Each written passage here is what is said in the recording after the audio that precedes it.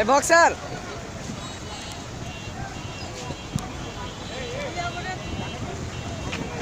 Guys, এটা হচ্ছে নয়া বাজারে।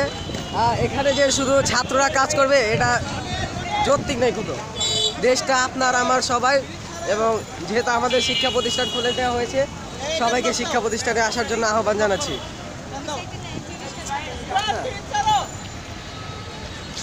এটা হচ্ছে পুরান ঢাকা নয়া বাজার।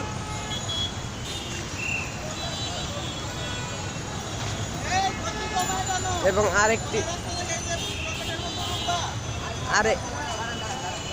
আরেকটি বিষয় যে ঢাকা সহ বিভিন্ন জেলায় যেহেতু ডাকাতি হচ্ছে, সবাইকে সাধারণ সতর্ক থাকার জন্য আমি অনুরোধ জানাচ্ছি। আতঙ্কিত না হয়ে সতর্ক থাকবেন।